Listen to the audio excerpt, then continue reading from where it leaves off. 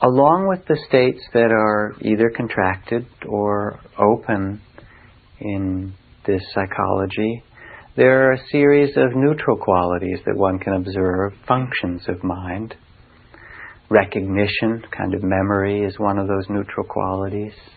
And another quite central one is the quality of cetana, which means will, or the will to do. An intention is directly associated with this quality. It is a neutral quality in that this capacity to choose or direct our energy or will can be directed toward that which is skillful and brings happiness and ease and opening and wisdom, or to that which is unskillful and creates conflict, suffering, and difficulty. The very first verse of the Dhammapada, the verses of the Buddha, begins, "Mind is the forerunner of all things." Begins with mind. Speak and act with an impure mind or heart, and sorrow will follow you as surely as the wheel follows the oxen who draws the cart. Mind is the forerunner of all things. Speak and act with a pure heart and mind, and happiness will follow you unshakably, as closely as your shadow.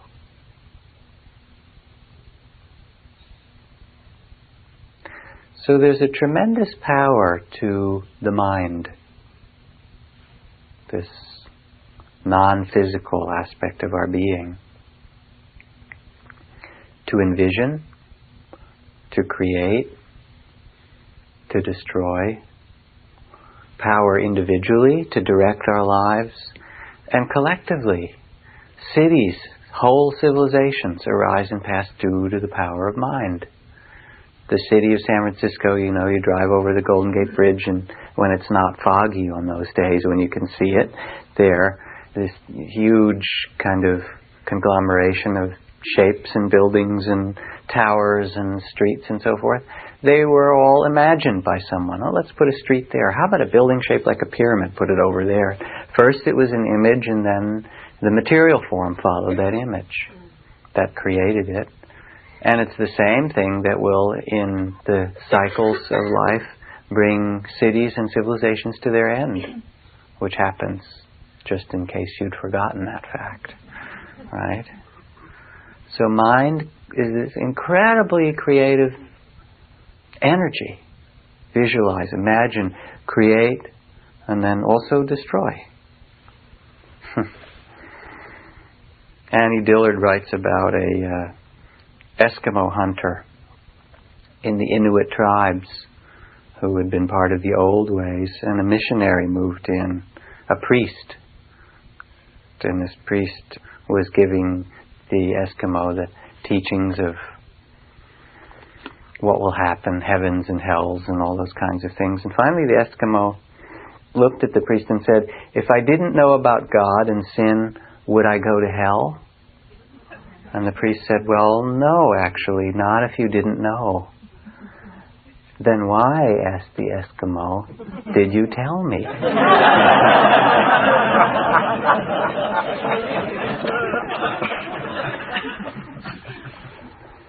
We won't follow that thread very much further, but it is also true that many of the sorrows that are immediately around us, tribalism, warfare, racism, again, are the product of the vision that we bring to other human beings out of our mind. Now, I'll tell you some stories tonight that many of you have heard before. They're kind of parts of the central myth of Buddhism. And one of the things that both took some getting used to and it later on became very reassuring, like bedtime stories that you've heard over and over again in the monasteries where I trained in Asia, is that I would hear the same stories over and over from the masters where I studied, and I kind of got to appreciate the stories as I heard them and kind of work with them each time. So the story of the Buddha, it is said, again in this myth, that Siddhartha Gautama, the sage of the Sakyas, born in India 2,500 years ago, was much, much longer ago, a long, long time ago, when you were all much younger than you are now, was born in India, a whole world system ago. And at that time there was a Buddha who lived on the earth named Dipankara Buddha. And Dipankara Buddha, who was the expression in action and word and energy of radiance and freedom and compassion and joy, was wandering through a kingdom in India and was invited by a particular town to come and visit. And to prepare for him the path through the woods, they took the textiles and the things that they'd woven and they placed them on the road so that his feet, to honor him, his feet should have these beautiful textiles to walk on. Everybody took their turn, but there was one young man who was supposed to help who didn't get it together in time, and there was this radiant Buddha walking along, and there was a kind of a muddy patch. So without anything to place there, he threw his own body down on the earth. And as he did, he looked up at the presence of this being, the Dipankara Buddha, and was so taken with this possibility, with the graciousness and peace and compassion from the eyes of this Buddha, and said, whatever it takes, this is so beautiful to experience, whatever it takes in this world, I too will become such a Buddha. And he took that vow. And as Dipankara Buddha stepped over his body in the path, he said out loud, yes, I have heard this vow and it is true. You too will manifest as a Buddha in this world. Kind of affirmed it. Then it took him a while, as you heard in the stories, to cultivate the perfections of patience and wisdom and truthfulness and virtue and steadiness and determination and compassion and loving kindness. It's said that he practiced for 4 immensities and 100,000 Mahakalpas. The Mahakalpa is the image, if you have a mountain that is a yojana high, the distance an ox cart can go in a day, which means as high as Mount Everest, and 7 miles wide and 7 miles long. Every 100 years, a bird with a silk scarf in its beak comes along and drags the scarf along the edge of the mountain, wearing it away slightly. When that mountain is worn down by the bird, that's 1 Mahakalpa. So it took the Buddha a while of practice. But his intention was there to fulfill this. And in a way, when you hear such a story, what becomes obvious is that this is not talking about time as we know it. This is really talking about the archetypal realm, and that which is timeless. But this intention, in whatever circumstance or realm happens, to cultivate or meet that with patience, with loving kindness, with steadiness, with compassion. And in due season, the fruit ripened and fell to the earth, as it does, as a Buddha. Now, traditionally, Buddhist psychology and teachings is filled with accounts and instructions for the power of directing one's intention. Every time there's a meditation or a gathering of people together, at the end there is a traditional sharing of merit, which means a saying out loud that whatever benefit may come from making ourselves more present, more peaceful, more harmonious among one another, more free and compassionate in our hearts, may this benefit be spread out to all beings that live. May we share this with all beings. It's also kind of a good deal, you should know this just on the side, that it's said that if you give away all your merit, may I give away all the good deeds and all the good karma of my life, that kind of intention, it doubles it. So it works in your favor as well as the favor of all other beings. Just so you know that, just an aside. So at the end of every meditation, may this be of benefit to all beings is the intention. At the beginning, when one starts practice, there are recitations. May this be of benefit for myself, for my family, loved ones, community, and on, setting the intention of the heart in practice. Now, it's true our society as well knows about this power of intention. And it's used all the time, primarily in the service of advertising, isn't it? You need this.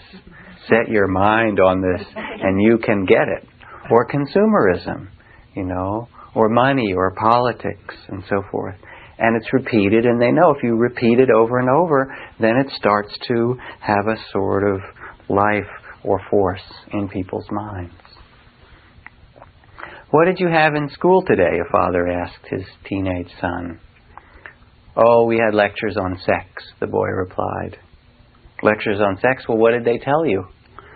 Well, first there was a priest who told us why we shouldn't. Then a doctor told us how we shouldn't. And finally the principal gave us a talk on where we shouldn't. So when things are repeated and we engage in that repetition, it starts to create interest, energy, visioning, form. Now in the early tales of the Buddhist teachings, they come in animal stories.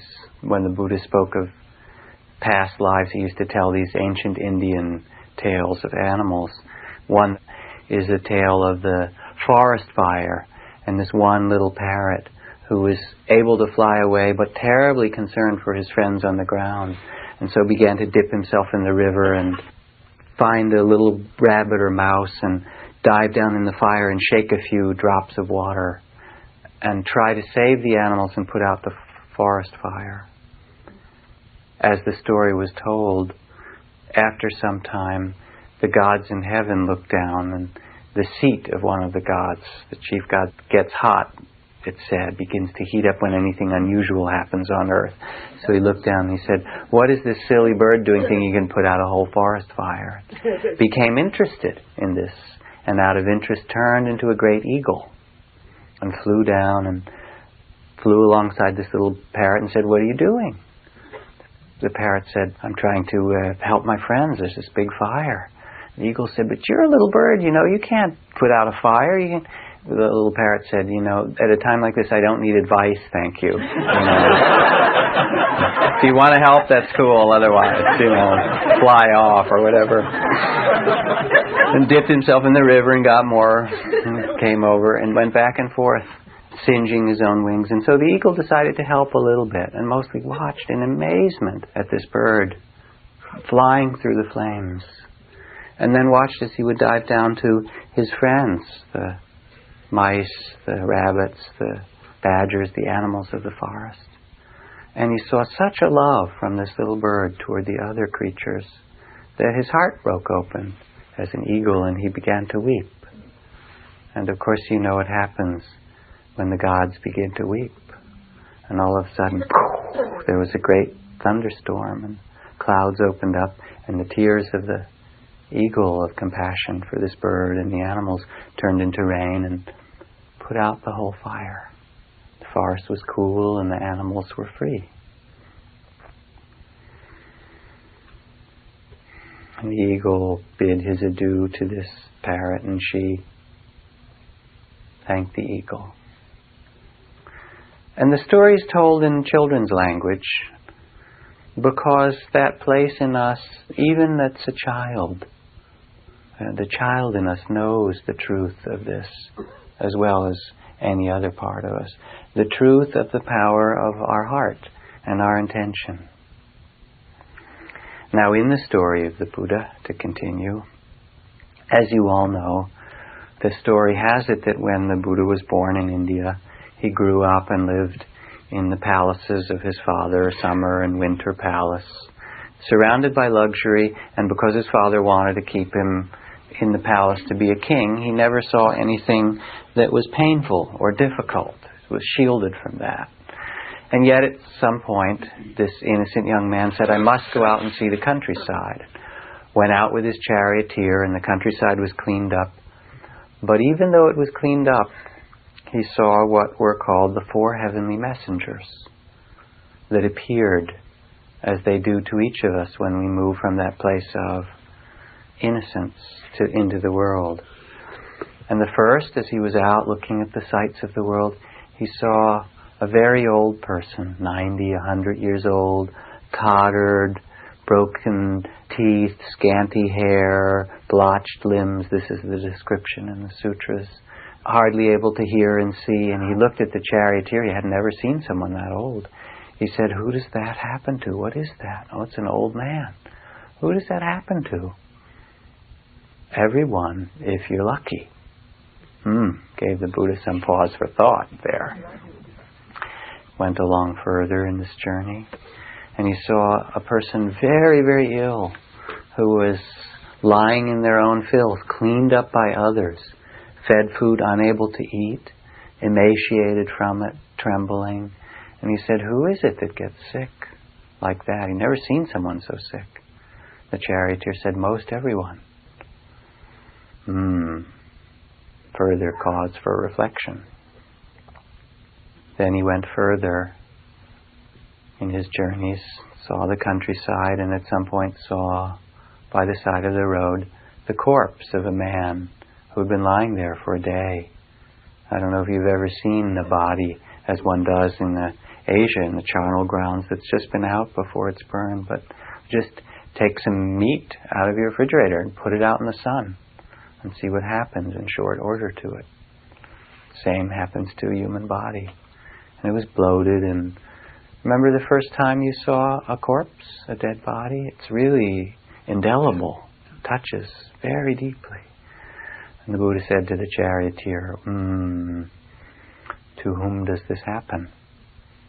The charioteer said, "Everyone, no one is exempt. Death is certain. The only thing that's uncertain is when."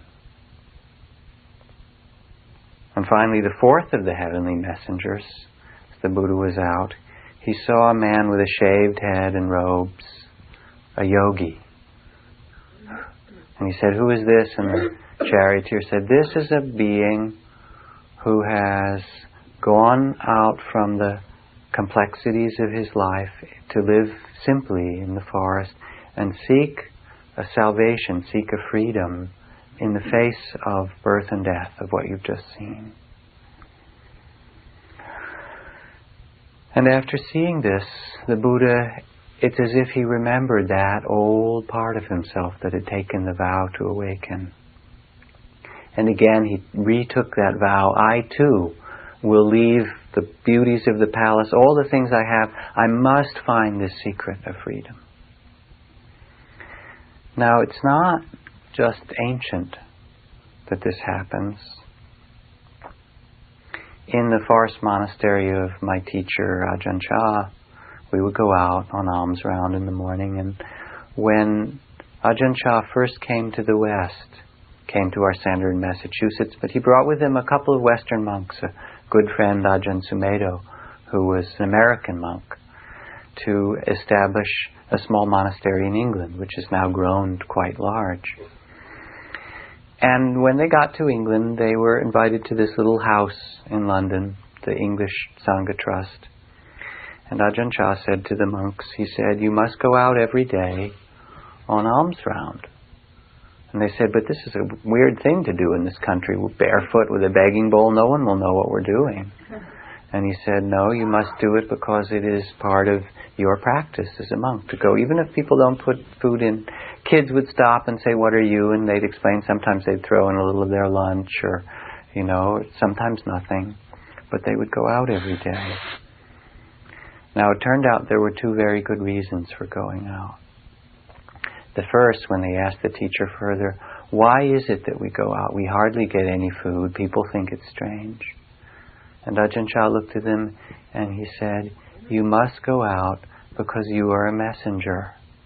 And it's possible, you don't know, but it's just possible that someone walking along the streets of London will see you and is the next Buddha. So you go out not just for yourself, but you go out as the messenger to tell the world that there's another way."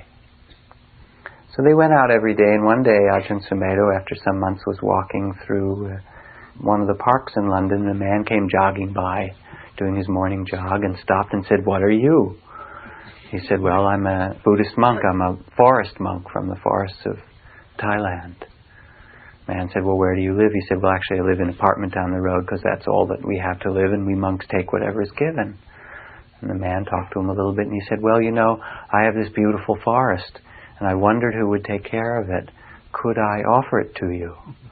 And so I don't know how many acres, 400 or 500 acres of land in the most beautiful and valuable part of England. He wrote a little note and put it in the monk's bowl. Here, I give you a forest, which became the first big forest monastery in England. So the day in the monastery is devoted in part to the strengthening of this quality of intention. You get up at 3:30 in the morning and start with chanting and meditation and sitting and walking. And in doing it, you begin with chants, Namo Tassa Bhagavato, Iti Piso Bhagavārahang Samma Sambuddho, where you chant to the Buddha and the Dharma and the Sangha. And the chants are a praise to see the beauty of the Buddha nature that is there to be seen in every being, to awaken that. This day, may that awaken in me and all beings. A chant of the homage to the Tao, the Dharma, the eternal truth or law. Then you dedicate your day. May this day be of benefit to all beings. And then you do a chant about your body. Hair, skin, teeth, liver, blood, pus, urine. You kind of name all the parts of the body. And then you, as part of this chant, there's a kind of inquiry. Is this yours to possess? And is this who you are, really? So there's a reflection. Who am I? And then you do a chant of a reminder of old age and sickness and death.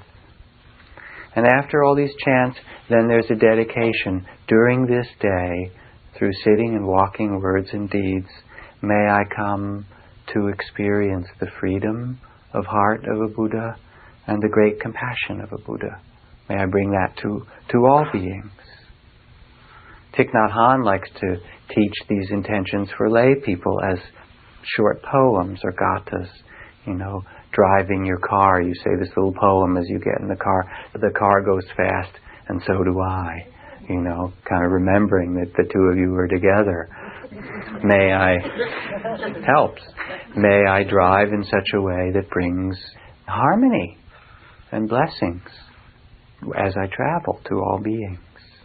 Taking a cup of tea, the intention to nurture oneself and the world. Alms round was really such a beautiful thing, one of the most beautiful experiences of my life. To go out early in the morning when the sun comes up. Because you can't thank people, you do it just in silence. Sometimes very poor people will wait and give of the little food they have.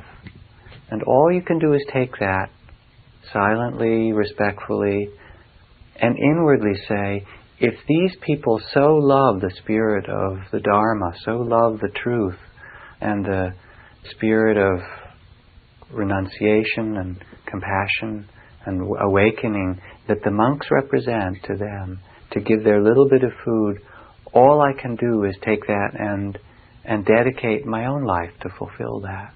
A very strong energy from those offerings. Because here we are richer, each one of us, even the poorest in this room, much richer in many ways, materially, than a lot of those villagers.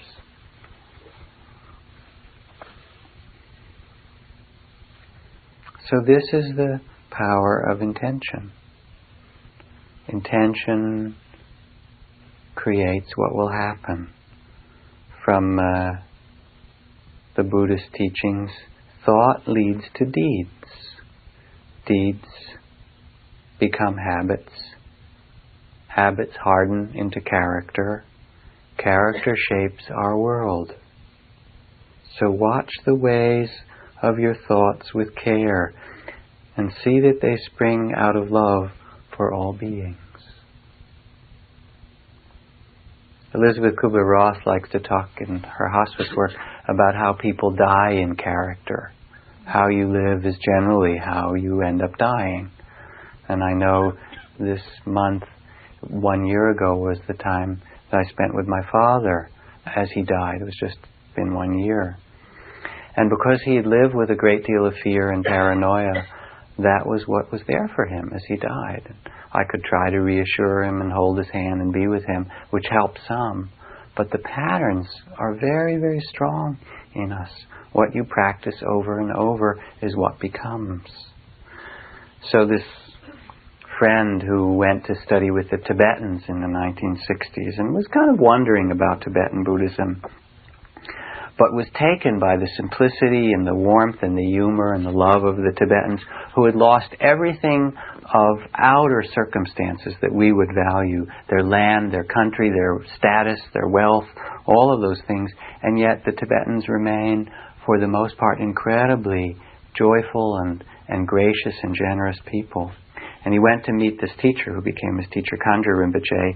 He said, I remember one rainy day the rain was dripping through the roof, and Kanjar Rinpoche had opened his large multicolored umbrella inside to protect the few books that he had saved as he carried them out from Tibet. And he was laughing under this umbrella, this great laughter wiping out every hesitation and doubt and all the silly thoughts rising in my mind. I thought, if he can laugh in the midst of this, this is something I want to learn.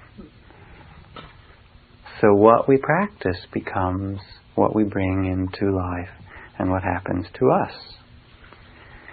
At the time of death, the elements change and the body becomes heavy and sallow, and the earth element, you become stiff and then rigid, and sometimes it feels like there's rocks on you or mountains on you. And the fire element, you can experience heat, or as if you're in a fire, and the wind element, the psychic winds come up.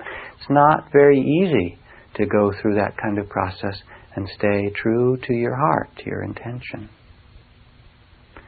You know the book many of you probably read a long time ago about the last one of the native California Indians, about Ishi in Two Worlds.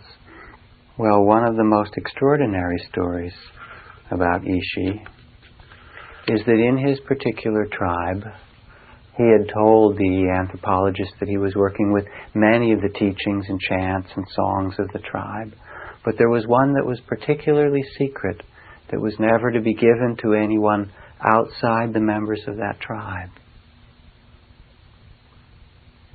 But right before he died, he taught it to the anthropologists, to the people that were working with him, because he had to, because he was the last of his tribe, even though he was teaching this secret chant to the culture of the people that had been the cause of the destruction of all of his people.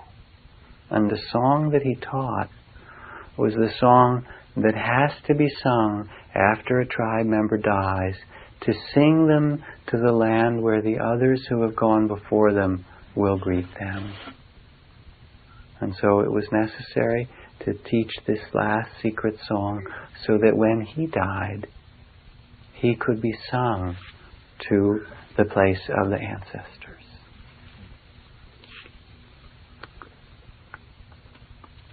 What songs do we sing in our minds? And where will they take us? Spiritual life, in this practice we do of attention and compassion, the purpose is to train us to bring our hearts and minds fully to this life.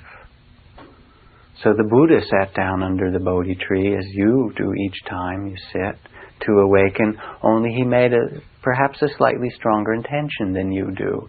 He sat down and said, I will not get up from this seat until I have completely come to the center of this question of freedom in life. Until I have come to absolute freedom, I will not get up.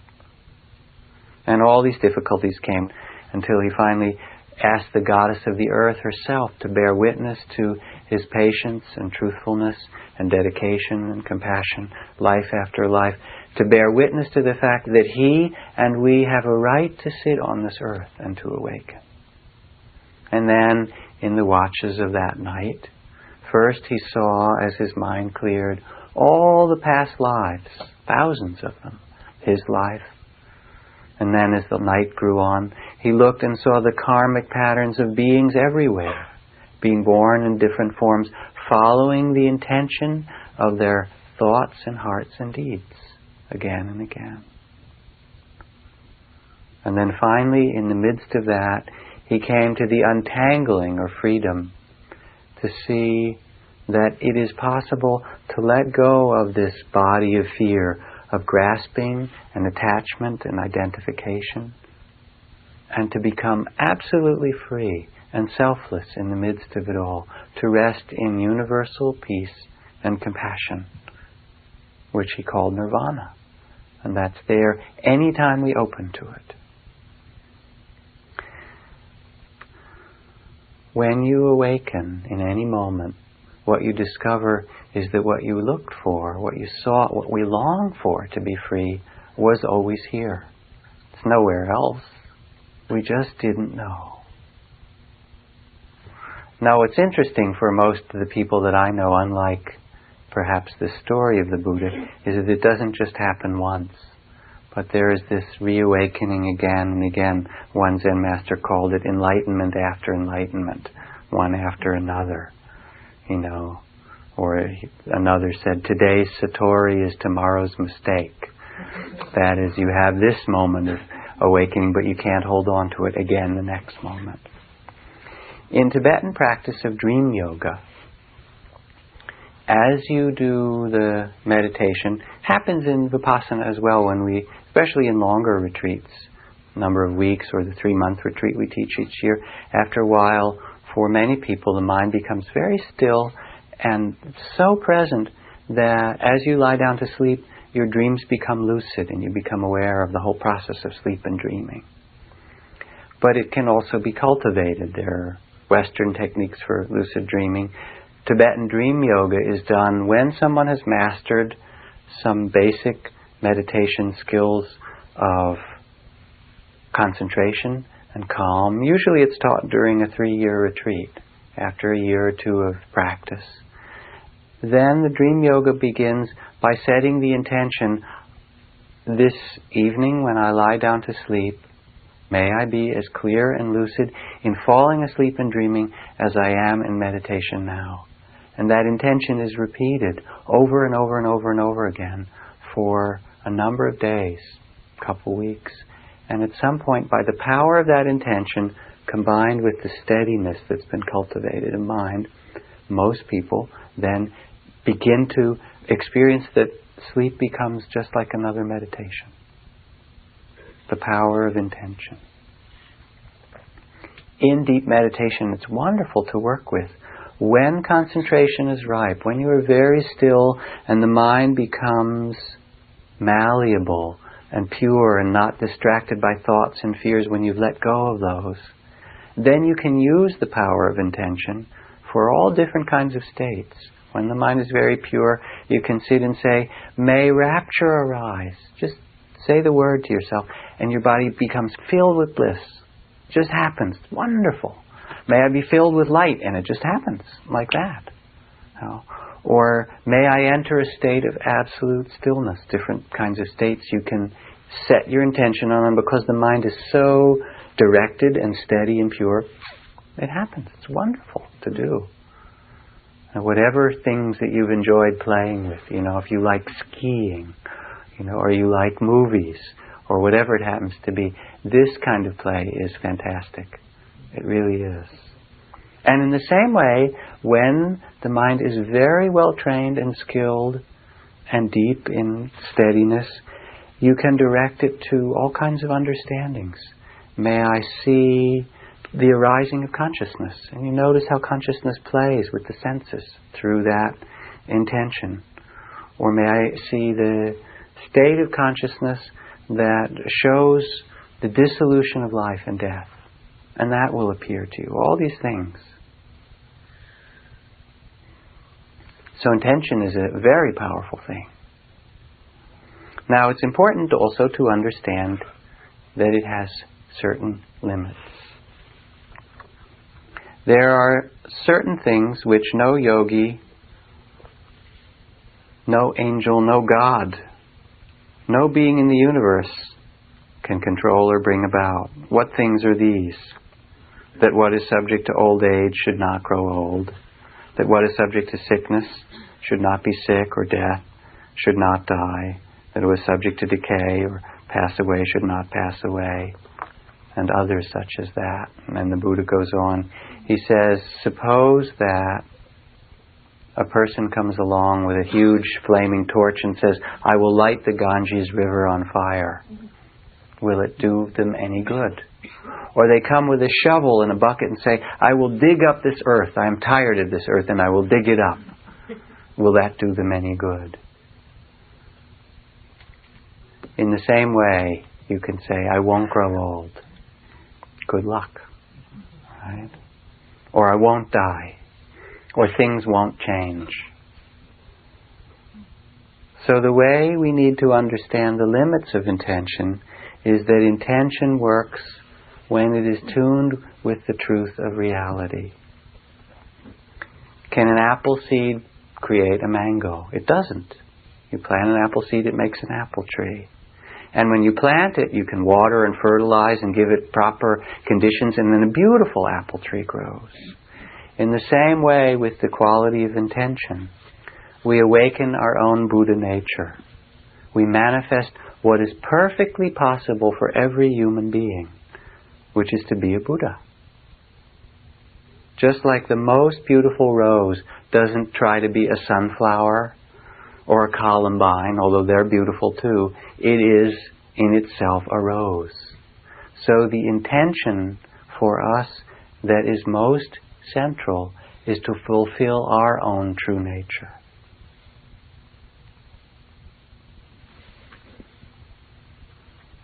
There are vows that are taken in Mahayana Buddhism. The Zen vow, Zen practice starts over and over again with the 4 vows. Sentient beings are numberless. I vow to save them all. The dharmas are inexhaustible. I vow to master them all. Desires and attachments are endless. I vow to put an end to them all. Those kind of vows.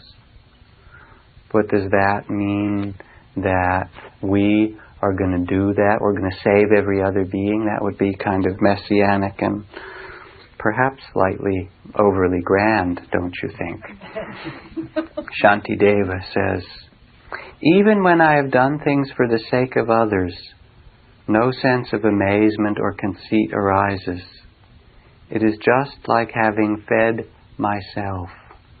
I hope for nothing in return, because there's nothing apart from myself. So the vows one takes, Hui Nung writes about these vows. He says, I vow to save all sentient beings, to master all the Buddhist teachings. Learned audience, all of us have declared we will deliver an infinite number of beings. But what does that mean? Does it mean I, Zen Master Hui Nung, am going to deliver these beings? And who are they, these sentient beings? They are the delusive mind, the deceitful mind, the mind of greed and attachment and such like. Each of them must deliver itself by means of its own wisdom or essence of mind. So it's not that some intention that we're going to do to someone else, but it's really the intention that we will awaken together. In that there's a kind of a grace that comes when we set our heart to awaken. It brings an energy into our life and all of life. In the life of a monk or a nun, which we take now as lay people to awaken, there is forgiveness practice, the practice of virtue, reminding oneself in speech and deed today to not harm other beings, to be truthful. There's the rededication daily of one's merit and of one's heart, the forms of reminders. Because you don't just make your intention once, you know. 7 centuries ago, 7 white doves rose from a deep valley flying to a snow-white summit of the mountain. One of the men who watched that flight said, I see a black spot on the wing of the 7th dove. Today the people in that valley tell of 7 black doves that flew to the summit of that snowy mountain. You can't just do it once. You actually do it again and again and again. And you begin to feel the possibility that comes from the power of the heart when you repeat the intention or the dedication in your life. And it's really beautiful. There's a story again. During World War II, a Norwegian priest was called in by the local Gestapo for interrogation because he knew about underground activity and things. And he was brought into the Gestapo headquarters and the lights were turned on and the Gestapo officer sat down and he was sat in this metal chair, and then the officer reached in his waistband and put his Luger, his pistol, on the table before conducting the interview. And the priest sat there for a moment and he reached in his satchel and he pulled out his Bible and he thumped it on the table next to the gun. And the Gestapo officer said, "What are you doing?" And he said, "Well, you took out your weapon and put it on the table, so I've taken out mine." There is an incredible potential for freedom in the human heart, an incredible possibility that leads us not away from the world, but to find that perfect compassion in a moment of love, that perfect sense of freedom in the midst, no matter what happens to us. Zen Master Dogen: "A fish swims in the ocean, and no matter how far it swims, there's no end to the water. A bird flies in the sky, no matter how far it flies, there's no end to the sky. Now, if a bird or fish tries to reach the end of its element, this bird or fish will not find its place. When you find your place where you are, then awakening occurs, actualizing the fundamental point, the truth. For the place, the way, is neither large nor small, neither yours nor others. It is not carried from the past, and it is not arising now. The way of the practice of the Buddha is to meet one simple thing, this moment. And being in this moment, one practices completely." There's a certain danger in talking about this quality of intention from Buddhist psychology and traditions. And that is that it can get confused either that, oh, you use it for parking spaces, which is not what it's about. As I said, it has to be in harmony with the law of nature. Or intention gets confused with effort or will or trying to make something happen. And in the end, there is really only one intention or effort in spiritual practice, and that is the intention to open or to awaken, to be with what is true in this life. May I be present, awake, free in heart and mind. In that sense, may I remember who I am.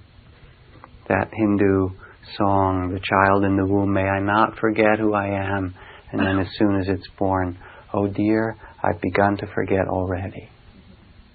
The taboo against knowing who we are is Alan Watts' phrase for it. So we pretend to sleep. May I remember today who I really am. Who were you before you were born and after you die? Everyone knows that the drop merges into the ocean. Few people know that the ocean merges into the drop. In the end, what you discover is that what we seek, what we long for, is who we are, most truly who we are.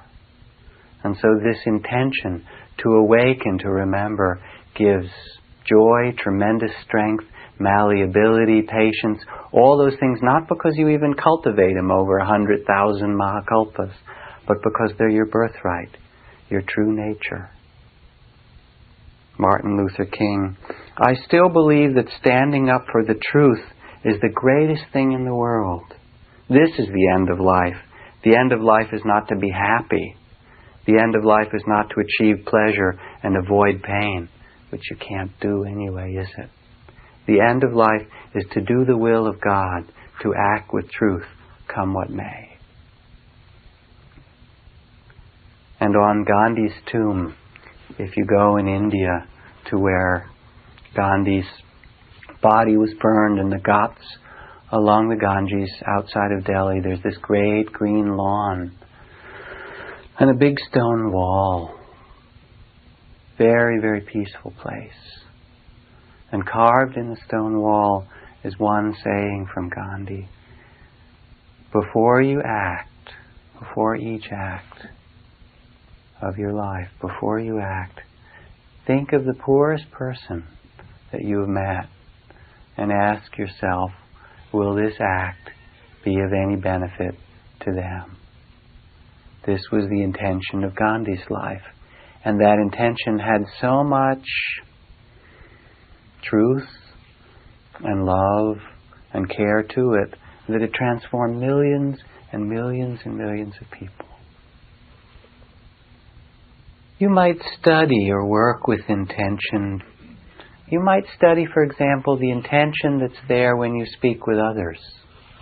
And simply notice without judgment, is the intention to learn, or the intention to get something, or the intention to protect yourself, or the intention to be helpful, or to listen. Without any judgment, just notice what the intention is in a particular conversation, and then see what comes from the conversation based on that intention. It's a very simple place to study this quality of cetana, or intention.